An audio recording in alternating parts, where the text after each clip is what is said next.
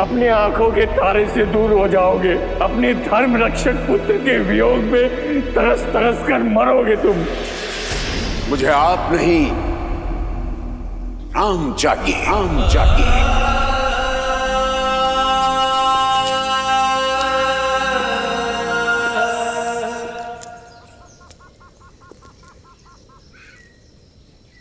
राम,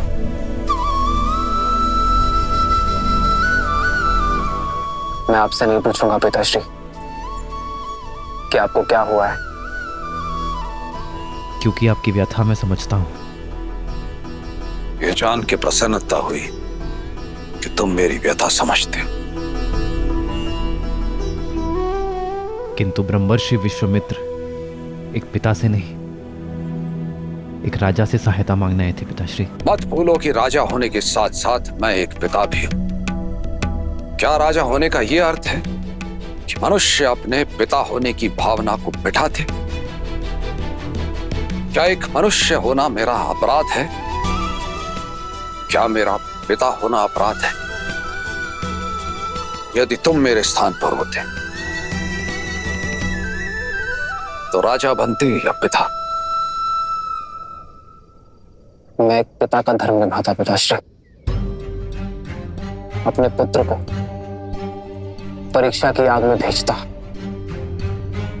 ताकि वो और सुदृढ़ होकर निकले। किंतु राम, तुम जिनसे युद्ध करने जा रहे हो वो राक्षस हैं। और जिनके लिए युद्ध कर रहे हैं वो ब्रह्मर्षि विश्वामित्र है पिताश्री। मैंने उनकी कथाएं सुनी है पिताश्री, जो एक राजा होकर एक ब्रह्मर्षि बन सकने जैसा तप कर सके, जो किसी को स्वशरीर स्वर्ग भेजने का सामर्थ्य रखते हैं। उनके साथ सुरक्षा का कैसा भय पिताश्री? जिनके पास असंख्य दिव्यास्त्र हैं, वो पूरा संसार छोड़कर यदि यहाँ आपके पुत्र को लेने आए हैं तो अवश्य ही कोई कारण होगा पिताश्री। यूं समझिए पिताश्री कि ब्रह्मर्षि विश्वामित्र को आपके पुत्र की नहीं, आपके पुत्र को ब्रह्मर्षि विश्वामित्र की आवश्यकता है।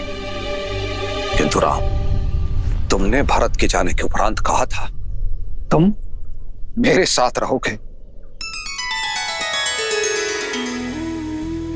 आपके साथ ही हूं मैं पिताश्री, क्योंकि मेरी दृष्टि में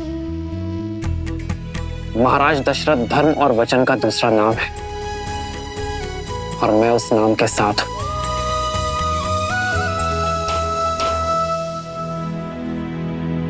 आप एक पुत्र क्यों चाहते थे पिताश्री? ताकि अयोध्या को उसका उत्तराधिकारी दे सकूं, अपने पूर्वजों को तर्पण अर्पित करने वाला दे सकूं।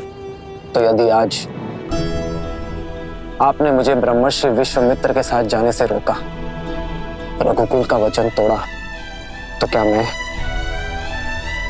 अयोध्या का राज्य संभालने योग्य कहलाऊंगा पिताश्री? अपने पूर्वजों का मान घटाने के बाद, संसार में उनकी श्रद्धा घटने के बाद,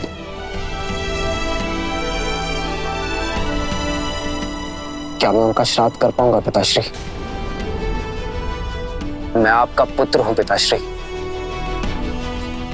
मेरा धर्म है आपका आदेश मानना, पर आप रघुवंश के राजा हैं। चयन की दुविधा आपकी होगी और आदेश भी आपका ही होगा कि क्या मैं ब्रह्मर्षि विश्वामित्र का सहायक बनकर विदा लूंगा या यही अयोध्या का मान रघुकुल की प्रतिष्ठा को खंडित होते देखूंगा।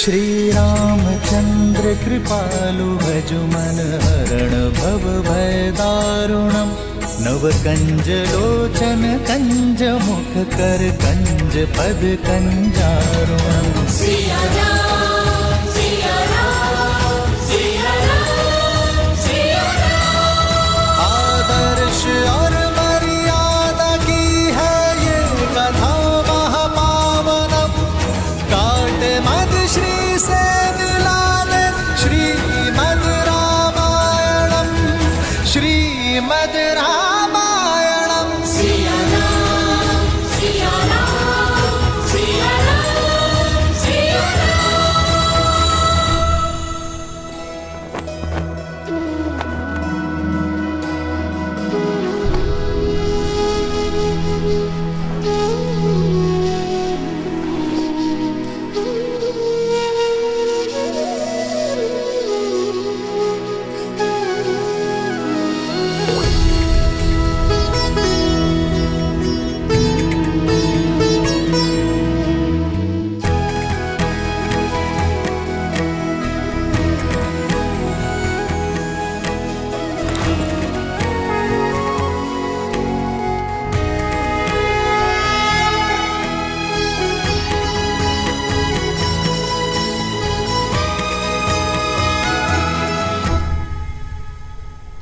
लक्ष्मण कहाँ है माँ? क्या वो अपने बड़े भाई को विदा करने नहीं आएगा? वो तुम्हारे लिए अस्त्र और शस्त्र लेने गया है पुत्र।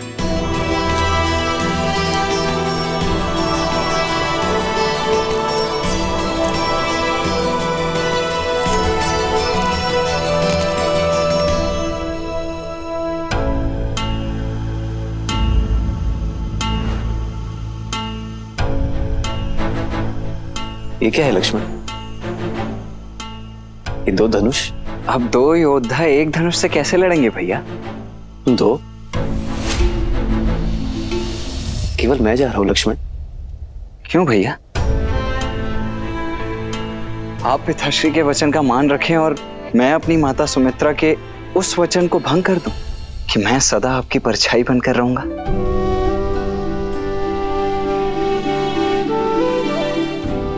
नहीं भैया, मैं तो सदा आपके साथ ही रहूंगा। लीजिए।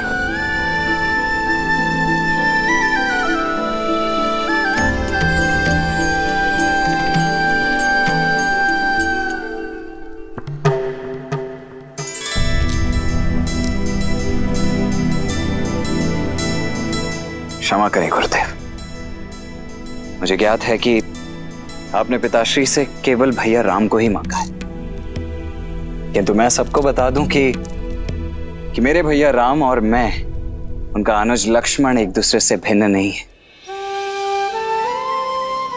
वो देह हैं तो मैं उनकी आत्मा हूं।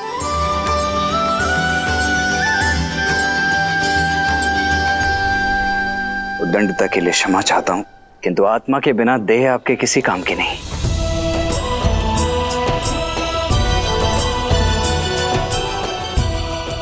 आशा है आप और पिताश्री मुझे भैया राम के साथ जाने की अनुमति अवश्य प्रदान करेंगे।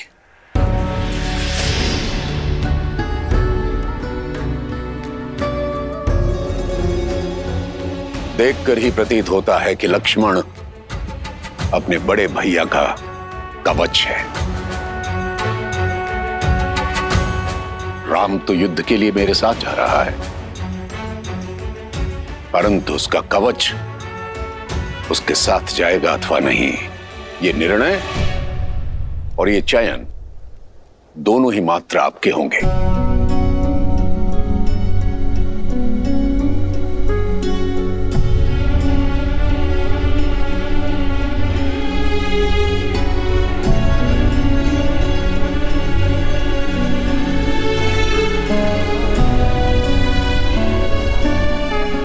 ऋषि, मैं अपने दोनों पुत्र नहीं, अपने प्राण आपको सौंप रहा हूं। आज से आप ही इनके माता पिता हैं।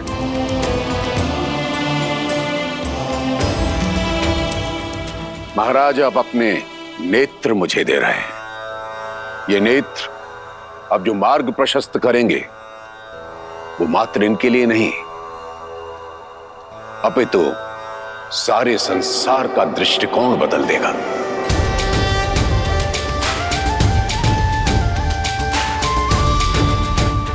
आप निश्चिंत रहें, आपके दोनों बेटे मेरे साथ सुरक्षित रहेंगे।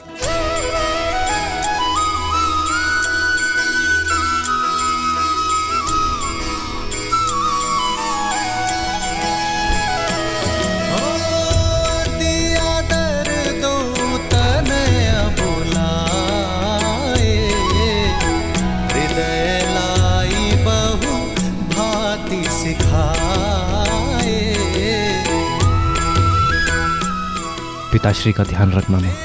प्राणनाथ सुत दो, तुम मुनि पिता आन नहीं को।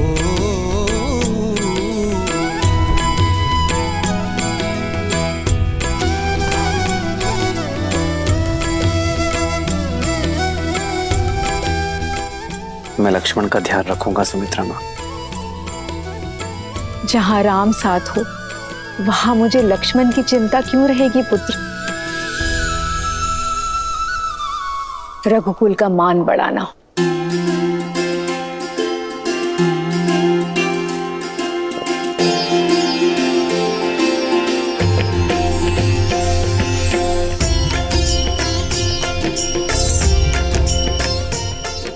जय बाबा।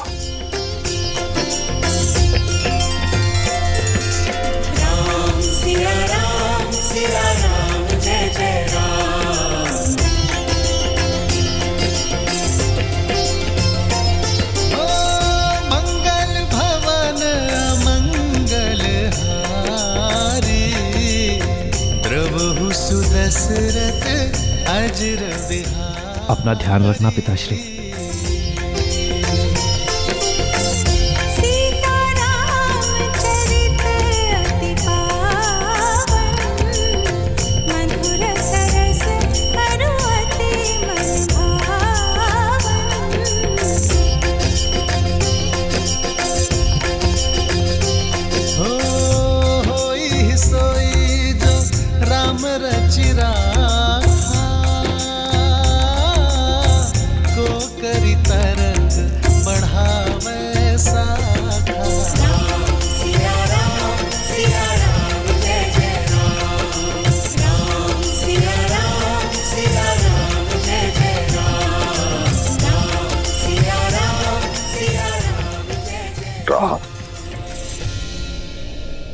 मैं तुम्हारी प्रतीक्षा करूंगा पुत्र, लौट के आना। हो रघुकुल रीत सदा चली आई, प्राण जाए पर वचन न जाए। सिया राम जय जय राम, सिया राम जय जय राम। नानाश्री और मामाश्री को उनके ज्येष्ठ भांजे का प्रणाम कहना भरत। आपसे दूर होने पर मेरा मन टूट रहा है भैया। भरत,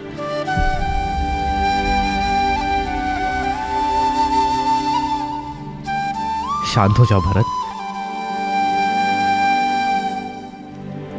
भरत,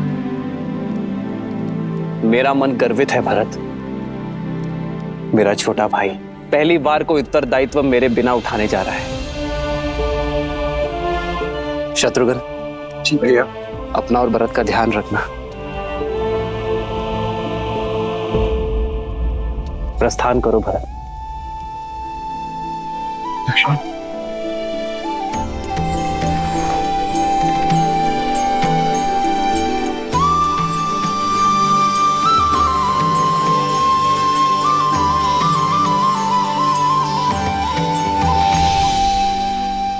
प्रस्थान करो।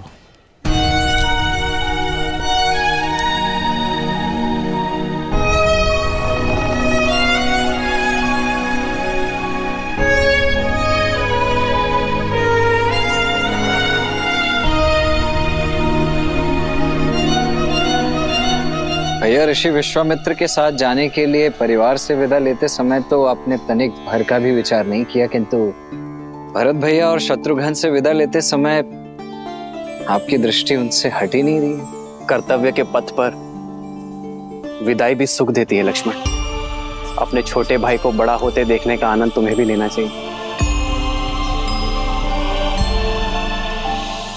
प्रसन्न हो जाओ, आज पहली बार तुम मेरे साथ चल रहे हो बिना भरत के।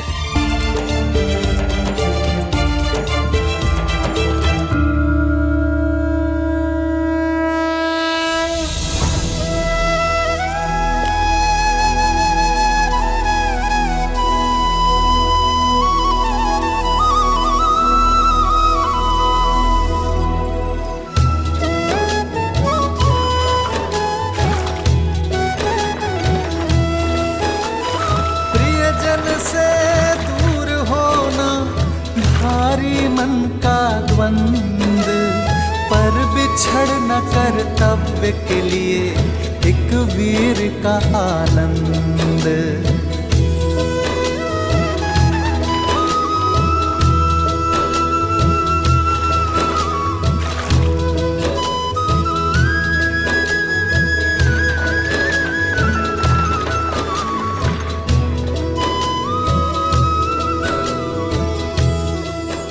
जीवन अचानक ऐसे मोड़ पर क्यों ले आता?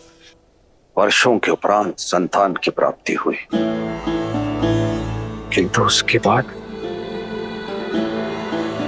8 लंबे वर्षों तक मेरे पुत्र शिक्षा प्राप्ति हेतु मुझसे दूर चले। लौट के आए,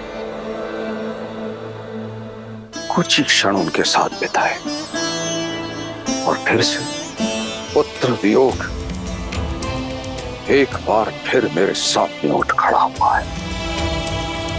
भय लग रहा है अक्षर, कहीं श्रवण कुमार के पिता का श्राप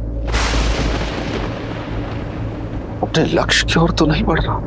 समस्या ये नहीं कि तुम्हारी मृत्यु श्राप से होगी, समस्या ये है कि तुम हर क्षण श्राप में जी रहे हो। क्यों भूल जाते हो कि मृत्यु तुम्हारे हाथों में नहीं है, तुम्हारे हाथों में है जीवन। तो जितना समय है अपने पुत्रों के साथ बिताओ और जियो, ताकि अपने पुत्रों के साथ समय ना बिताने का खेद ना रह जाए। जीवन कब समाप्त होगा इस डर से जीना छोड़ नहीं देते हैं पुत्र।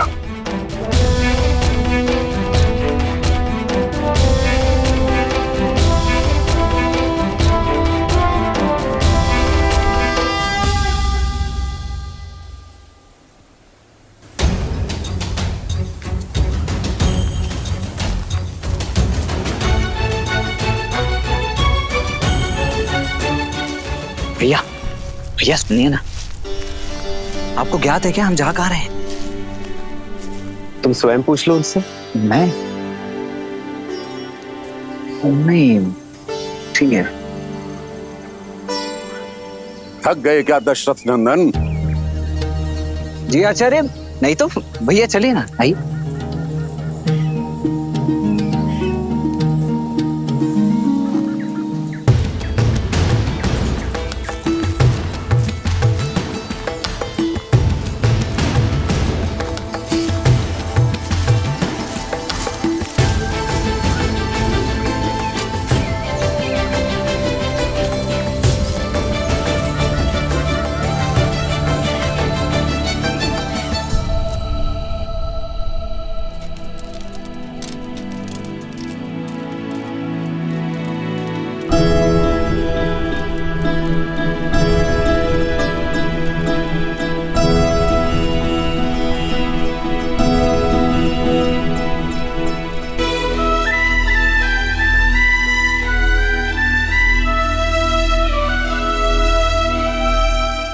भैया पूरे दिन भर तो हम चलते रहते हैं और रात्रि को पहरा देने के लिए जागते रहते हैं।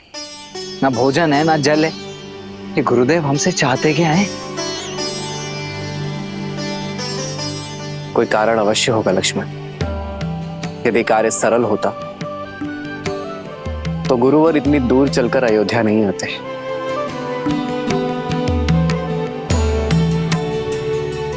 कठिन कार्य का मार्ग कठिन ही होता है। धीरज रखो। जी भाई।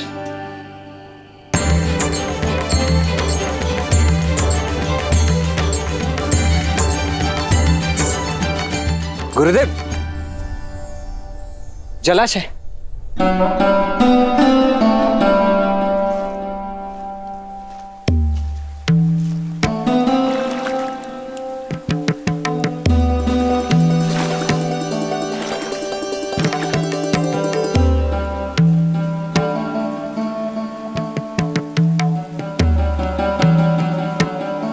जल पीने योग्य है।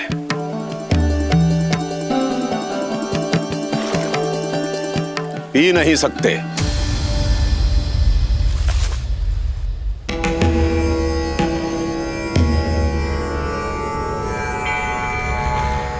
क्षमा कीजिए गुरुदेव, किंतु कारण क्या ये कोई परीक्षा है? परीक्षा और परिस्थिति बताकर नहीं आते लक्ष्मण।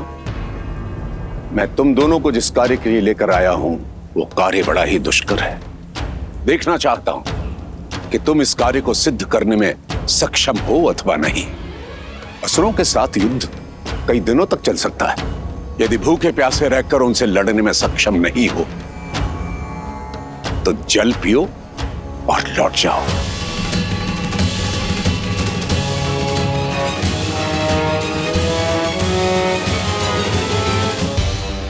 वे असुर हैं। भूख और तृष्णा पर उनका वश नहीं है। उनके शरीर को भूख लगती है तो वो चोरी करते हैं, छीनते हैं, लूटते हैं और अपने मन की भूख और तृष्णा को वे अपराध करके शांत करते हैं। इसका अर्थ समझते हो? समझा गुरुवर। यदि हम भी उनके जैसे ही दोषी हैं तो हम उन पर विजय नहीं पा सकते। इसलिए हमें अपनी भूख और तृष्णा पर वश पाना होगा, यही ना? हम सज्ज है आचार्य। मेरा लक्ष्मण बहुत बली है, बहुत सहनशील है। आपका भाव नहीं समझ पाया, इसलिए दुष्टता कर बैठा। इसे क्षमा करे गुरुवर। जी गुरुदेव, मैं आपको आश्वासन देता हूं कि मैं भूख और प्यास दोनों सहन करने के लिए सज्ज हूं। शरीर की भूख को शारीरिक बल और परिश्रम से शांत किया जा सकता है लक्ष्मण, परंतु मन की तृष्णा को मिटाने के लिए मन में करुणा जागृत करनी होती है। अपनी इंद्रियों को वश में रखना पड़ता है। कर पाओगे?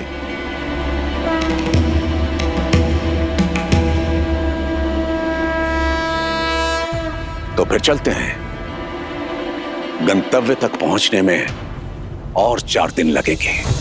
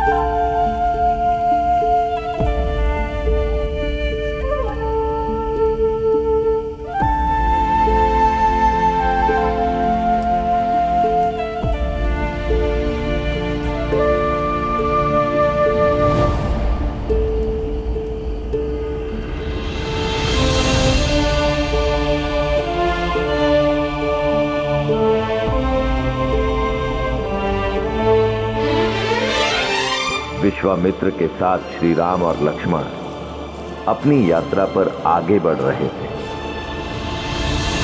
और मिथिला में समय सीता के स्वयंवर की ओर बढ़ रहा था।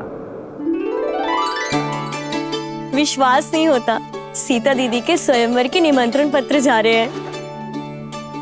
सोचा भी नहीं था ना, बचपन का साथ अचानक क्यों ही। सीता दीदी हमारे बिना रह लेंगी?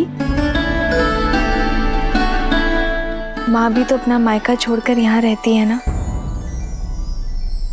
क्या वो प्रसन्न नहीं?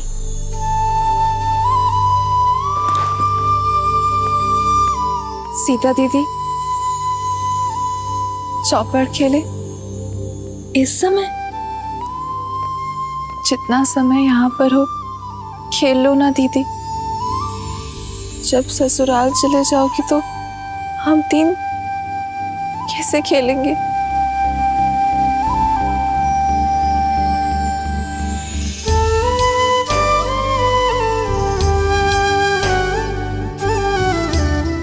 अरे चलो चौपड़ खेलते। चलो।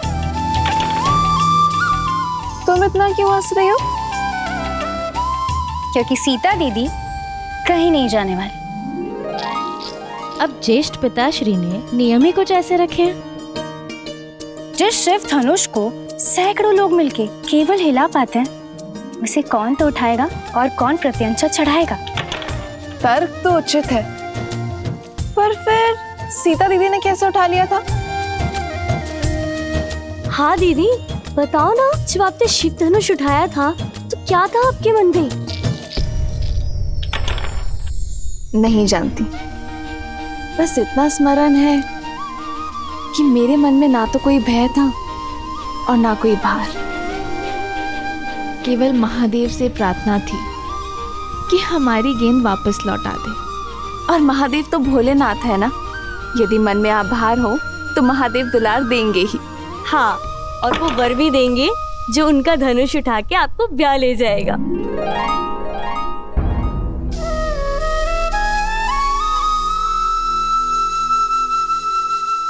वैसे संपूर्ण भारत से राजकुमार आने वाले हैं, तो तुम तीनों भी सोच लो कि तुम्हें कैसा वर चाहिए।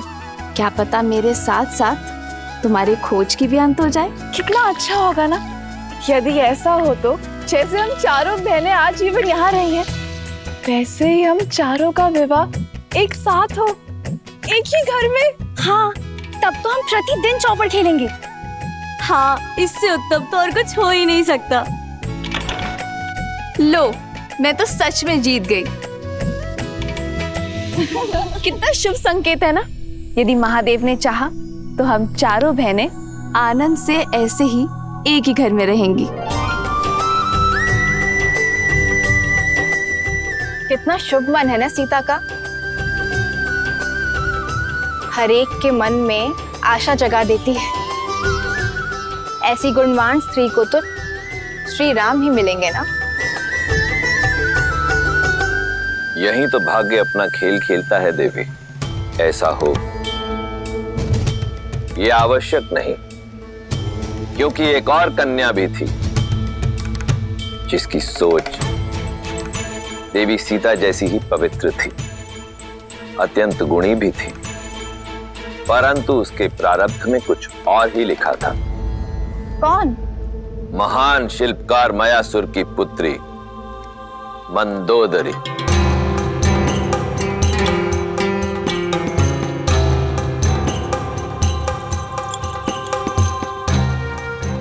मयासुर ने अनेकों दिव्यास्त्रों का निर्माण किया था और फिर उन्होंने एक अत्यंत शक्तिशाली भाला बनाया।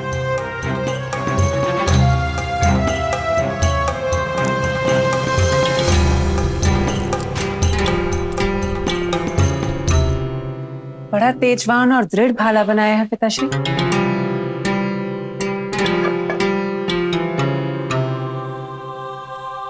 किसी विशेष के लिए बनाया है? हाँ पुत्री, ये संसार का सबसे शक्तिशाली भाला है, जिसका प्रहार इंद्र के वज्र को भी काट सकता है। और जानती हो, किसके लिए बनाया है ये?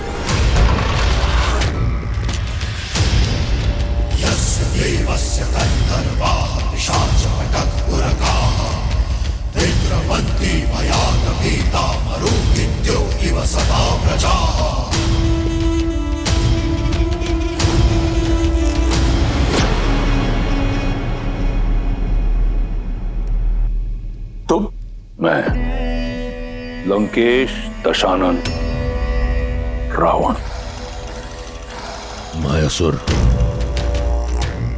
सुना है कि तुम्हारे पास कुछ ऐसा है जो केवल मेरे योग्य है,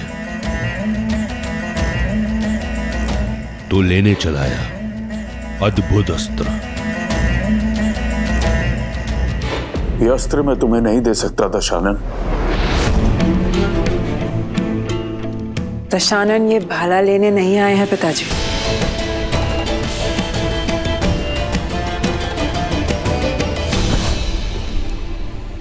अद्भुत, जैसा सुना वैसा पाया। आंखों में तेज, वाणी में दृढ़ता, रूप में ज्वाला और बुद्धि में पैनापन।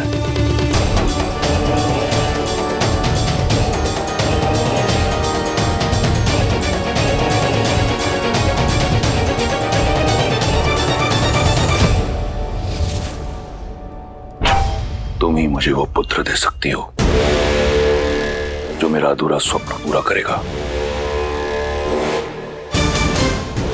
इंद्रासन पाने का।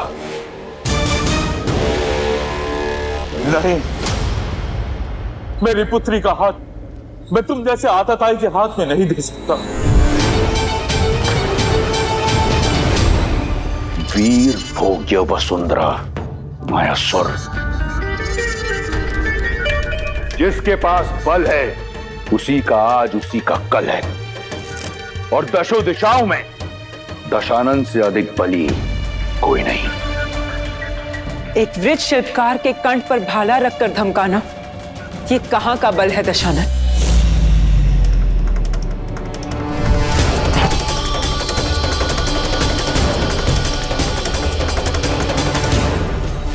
भय नहीं लगता तुम्हें रावण के समक्ष ये सुर साधते हुए?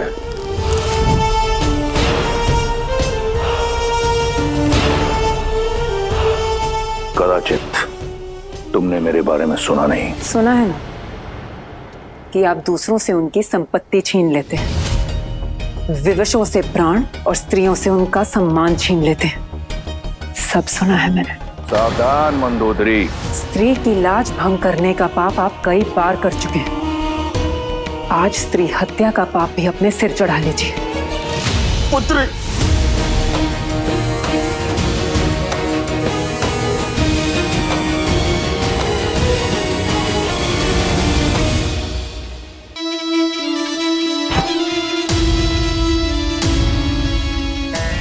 प्राण नहीं लूंगा तुम्हारे। सुंदर स्त्रियों के प्राण नहीं लेते, उनके लिए प्राण न्यौछावर किए जाते हैं। मायासुर, तुम्हारी पुत्री मेरी हुई, और ये भाला मैं भेंट स्वरूप स्वीकार करता हूं। शस्त्र छीना जा सकता है दशानन, पर साथ मांगा जाता है। समान नहीं हूं मैं, सम्मान से एक सज्जन बनकर मेरे पिताश्री से मेरा हाथ मांगिए।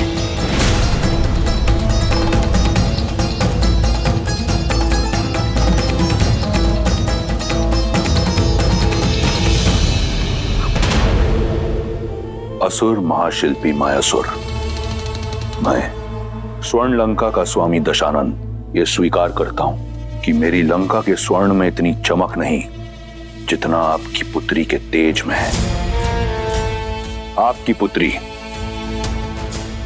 रक्ष महारानी बनने के योग्य है। मैं आपसे आपकी पुत्री मंदोदरी का हाथ मांगता हूं। क्या आपको और आपकी निर्भीक पुत्री को यह संबंध स्वीकार है? मैं अपना उत्तर अपने पिताश्री को बताऊंगी। एकांत में।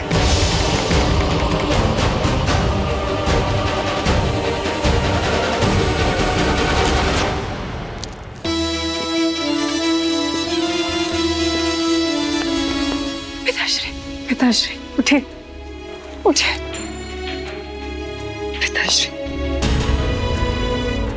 पुत्री, तुम ऐसा नहीं कर दशानन सकती। है वो पिताश्री। वो चाहे तो सब कुछ नष्ट कर कर हमें बलपूर्वक यहाँ से ले जा सकते हैं। इससे अच्छा होगा कि हम सम्मान के साथ जाएं। अपने पिता की रक्षा के लिए तुम अपने जीवन का मार्ग एक पापी के साथ चुनोगी? कैसी आपदा है? नहीं पिताश्री, ये आपदा नहीं, अवसर है। किसी को कीचड़ से निकालने के लिए उसका हाथ थामना पड़ता है। असुरों का सुर साधने के लिए ये त्याग मुझे करना होगा। रावण को मार्ग पर लाना असंभव है। जानती हूं, मैं वर्तमान तो बदल नहीं सकती पिताश्री, पर भविष्य तो संवार सकती हूँ। दशानन की संतान को, असुरों की आने वाली पीढ़ी को मार्ग तो दिखा सकती हूँ। असुरों की आने वाली पीढ़ी धर्म पर चले, इतना प्रयास कर सकती हूँ पिताश्री। मुझे आज्ञा दीजिए पिताश्री।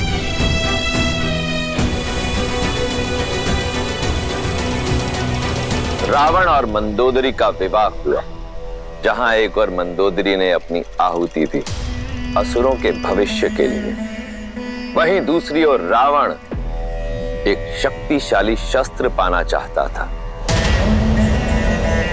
रावण को पूर्ण विश्वास था कि उसके तेज और मंदोदरी की पवित्रता का संगम उसे एक बलशाली पुत्र देगा जो उस इंद्रासन को जीत सकेगा जिसे पाने में उसका भाई कुंभकर्ण चूक गया था। कोई भी ग्रह अपने उचित स्थान पर नहीं, परंतु मेरा पुत्र अजयी और अमर होगा। जो मैं तप से ना पा सका, मेरा पुत्र भाग्य से पाएगा। जो भी ग्रह नक्षत्र की स्थिति प्रतिकूल है, उन्हें अनुकूल होना होगा।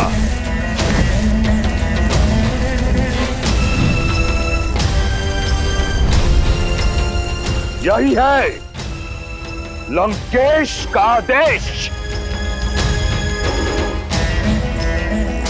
सूर्यदेव पहला घर, चंद्रदेव दूसरा घर,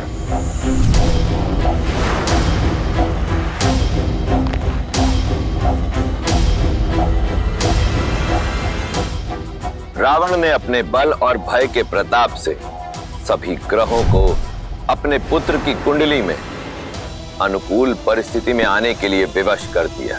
शनिदेव सातवां घर,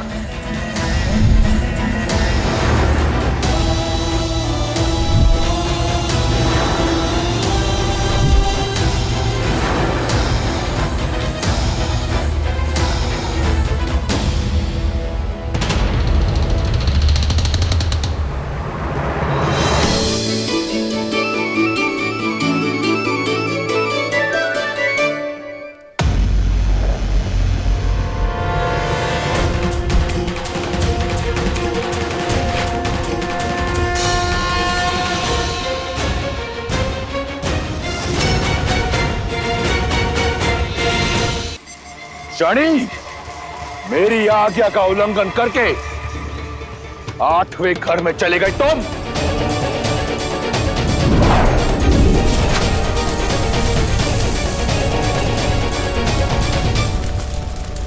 तुम अपने बल से, अपनी हट से नियति के लेख को नहीं बदल सकते रावण।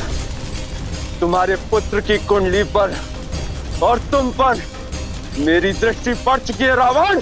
मूर्ख, कदाचित अपनी कुंडली जांच कर नहीं आए तुम आज।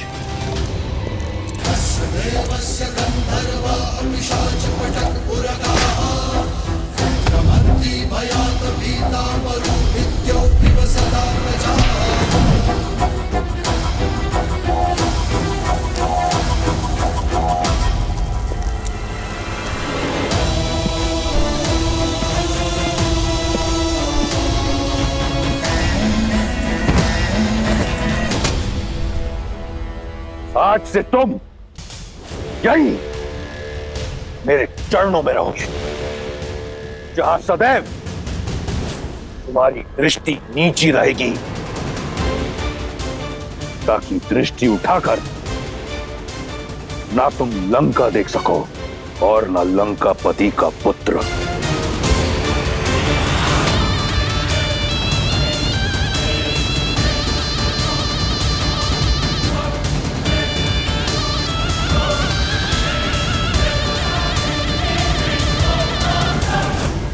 अर्थात रावण ने सदा के लिए शनि को बंदी बना लिया। भ्रम था उसका, क्योंकि इस बार रावण का सामना कर्म फलदाता शनि के साथ होने वाला था, और शनिदेव की दृष्टि कभी चूकती नहीं। रावण वर्षों से उन्मत्त कि शनि की दृष्टि लंका पर नहीं पड़ी, परंतु वो ये भूल गया कि स्वयं रावण पर तो उनकी दृष्टि पड़ ही चुकी थी, और अब श्री राम के रूप में स्वयं काल रावण तक आने की यात्रा का प्रथम चरण आरंभ करने वाला था।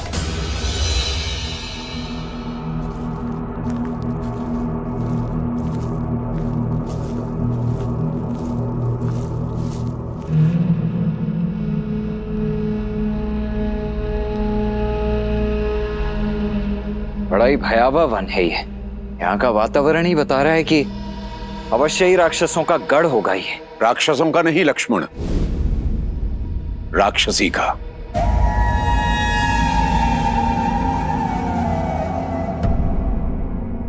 मैं तुम्हें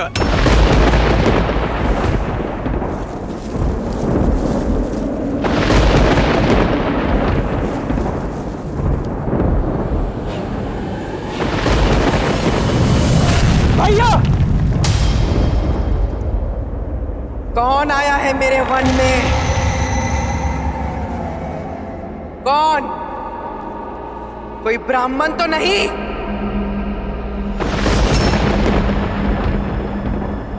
ब्राह्मण? मैंने चेतावनी दी थी कि मेरे वन में ऋषियों का आना मना है।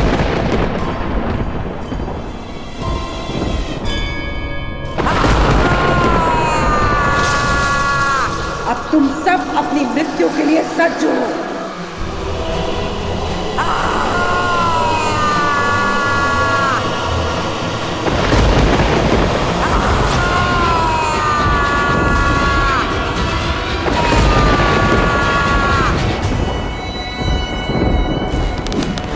भैया, प्रहार की आज्ञा दीजिए।